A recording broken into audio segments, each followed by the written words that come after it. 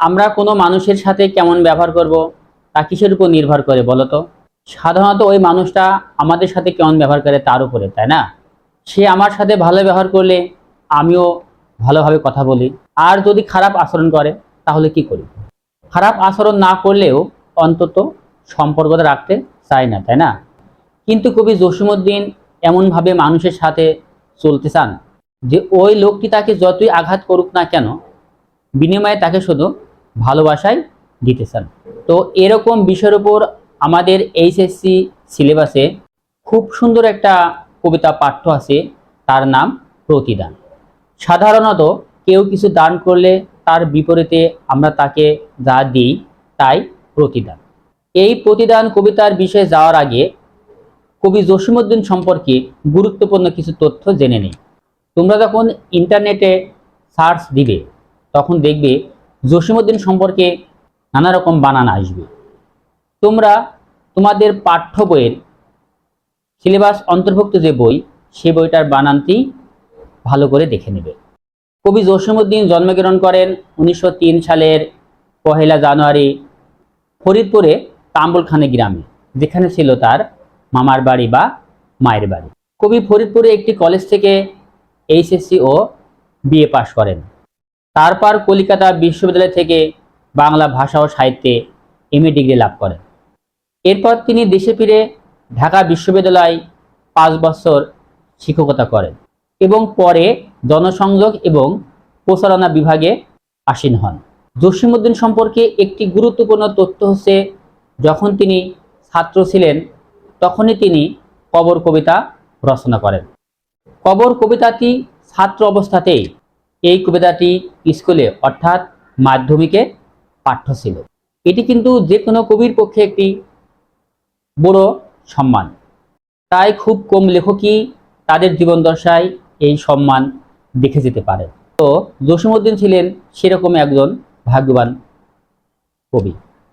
তিনি নিজে যখন ছাত্র ছিলেন সেই অবস্থায় স্কুল জীবনে তার কবিতা পাঠ্য ছিল। কবি জসীমউদ্দীনের উপাধি সম্পর্কে নিশ্চয় তোমরা জানো, তার উপাধি ছিল পল্লী কবি। পল্লী কবি মানেই কিন্তু পল্লীর বা গ্রামের কবি নয়, তিনি আসলে গ্রামের মানুষের কবি। অনেক কবি আছেন যারা গ্রামের মানুষ সম্পর্কে কবিতা লিখে থাকেন, তাকে তো পল্লী কবি বলা হয় না। জসীমউদ্দীন কেন পল্লী কবি? কারণ তিনি গ্রামের মানুষের দুঃখ কষ্ট জীবন খুব ভিতর থেকে অনুভব করেছেন। তিনি নিজে গ্রামের মানুষ ছিলেন না, তিনি একেবারেই শহরের মানুষ ছিলেন। তার লেখাপড়া, চাকরি জীবন সবই শহরে ছিল। তারপরও তিনি পল্লী কবি। কারণ কবিতাগুলো যখন তোমরা পড়বে, সেগুলো তোমাদের পাঠ্য নয়।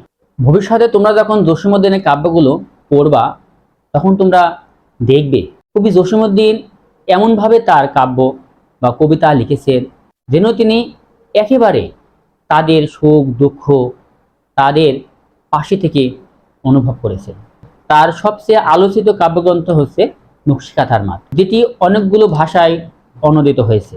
এছাড়াও সুজন বাদিয়ার ঘাট, বালুচর, ধান ক্ষেত, রঙ্গিলা নায়ের মাঝি, এগুলো তার গুরুত্বপূর্ণ কাব্যগ্রন্থ। কাব্যগ্রন্থগুলো খুবই গুরুত্বপূর্ণ। আমাদের যে কবিতাটি পাঠ্য সেটি নেওয়া হয়েছে বালুচর কাব্যগ্রন্থ থেকে। আমাদের জসীমউদ্দীন 1976 সালে 73 বয়সে 14 মার্চ ঢাকায় মৃত্যুবরণ করেন। এখন দেখা যাক কবি কবিতায় তার কেমন প্রতিদানের কথা বলেছেন। আমার এ ঘর ভাঙ্গিয়াছে যেবা, আমি বাঁধি তার ঘর, আপন করিতে কাঁদিয়ে বেড়াই, যে মরে করেছে পর। কবিতার একটি বিষয় হচ্ছে, কবিতায় সরাসরি কোনো অর্থ বলে না। কবিতার লাইনের যে অর্থ হুবহু যে হবে এমনটি নয়, প্রতিটি লাইনেরই রূপক অর্থ আছে। এখানে কবি বোঝাতে চেয়েছেন যে আমার এ ঘর ভাঙ্গে আছে যেবা, আমি বাঁধি তার ঘর, অর্থাৎ কবির যে ঘর ভেঙে দিয়েছে, কবির যে সুখ শান্তি কেড়ে নিয়েছে, তাকে কষ্ট দিয়েছে, কবি তারই ঘর বেঁধে দেওয়ার জন্য কেঁদে বেড়াচ্ছেন। ঘর ভাঙলে যেমন মানুষ নিঃস্ব হয়ে যায়, তেমনি কাউকে কষ্ট দিলেও সে নিঃস্ব হয়ে যায়। কবির ঘর যে ভেঙে দিয়েছে বা কষ্ট দিয়েছে, কবি তাকে আপন করতে চায়। আপন করতে তার জন্যই কেঁদে বেড়াচ্ছেন, তাকে আপন করে নিতে চান। যে মোরে করিল পথের বিরাগী, পথে পথে ফিরে আমি তারই লাগি। এই যে এখানে দেখো, বিরাগী মানে কি? বিরাগী মানে কবিকে যে বাড়ি ছাড়া করেছে, কবি তাকেই পথে পথে খুঁজে বেড়াচ্ছে আপন করার জন্য।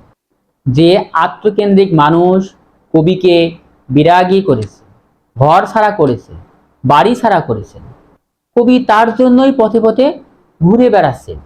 অনিষ্টকারীকে কবি ক্ষমা করে আপন করে তারই মঙ্গল কামনা করেছে। মঙ্গল কামনা করে ভালোবেসে ঘরে ফেরাতে চান। অপকারীর উপকার করার জন্য তিনি পথে পথে ঘুরে বেড়াচ্ছেন। কবির যে অপকার করেছে তারই উপকার করার জন্য কবি পথে পথে ঘুরে বেড়াচ্ছেন। দীঘল রজনী তার তরে জাগি, ঘুম যে হরেছে মোর, আমার এ ঘর ভাঙ্গেছে যে বা আমি বাতি তার ঘর। কবির ঘুম যে কেড়ে নিয়েছে, কবি তার জন্যই জেগে আছেন। অনিষ্টকারী কবির যে ক্ষতি করেছে, কবি তার জন্যই জেগে আছেন। ঘুম হরণকারীর উপকার করার জন্য কবি দীঘল রজনী দীর্ঘ রাত জেগে আছেন তার উপকার করার জন্য। আমারে কুল ভাঙ্গিয়াছে যেবা আমি তার কুল বাঁধি, জেগেছে বুকে আঘাত হানিয়া তার লাগে আমি কাঁদি। কবির কুল যে ভেঙে দিয়েছে অর্থাৎ ক্ষতি করেছে, কবি তার কুল বাঁধেন অর্থাৎ ক্ষমা করে উপকার করেন। কবিকে কেউ আঘাত করলে কবি তাকে পাল্টা আঘাত করেন না, বরং আঘাতের পরিবর্তে আঘাতকারীর জন্য কাঁদেন এবং তার মঙ্গল কামনা করেন। যে মোরে দিয়েছে বিষে ভরা বান, আমি দেই তারে বুক ভরা গান। এই যে বান মানে তীর, এক ধরনের বিষাক্ত তীর। যে তীরে বিষ লাগানো থাকে, বিষে ভরা যে তীরে বিষ লাগানো থাকে, এই বিষাক্ত তীর। বিষাক্ত তীর অর্থাৎ কটু কথা, হিংসাত্মক কথা, বিষাক্ত তীরের মতো নিষ্ঠুর কথা। কিছু মানুষ আছে যাদের আচরণ বিষাক্ত তীরের মতো, হিংসাত্মক কথা বুকে আঘাত করে। কবি তাদের জন্য বুক উজাড় করে গান অর্থাৎ ভালোবাসা দেন। কাটা পেয়ে তারে ফুল করি দান, সারাটি জনমভর, আপন করিতে কাঁদিয়ে বেড়ায় যে মোরে করিছে পর। কেউ কবিকে কাটা দিলে বা আঘাত করলে, কষ্ট দিলে, সেই অনিষ্টকারীকে প্রতিদান হিসাবে সারা জীবন ফুল দিয়ে যাবেন অর্থাৎ অনিষ্টকারীর মঙ্গল কামনা করবেন। প্রতিহিংসা প্রতিশোধ নয়, কারণ ভালোবাসায় পৃথিবীকে সুন্দর করে তুলতে পারে বলে কবির বিশ্বাস। মোর বুকে যে কবর বেঁধেছে আমি তার বুক ভরি, রঙিন ফুলের সোহাগ জড়ানো ফুল মালঞ্চ ধরে। এই মালঞ্চ মানে ফুলের বাগান। রঙিন ফুলের সোহাগ, মানুষের সাথে মানুষের প্রীতিময় যে আচরণ সেটা বোঝানো হয়েছে।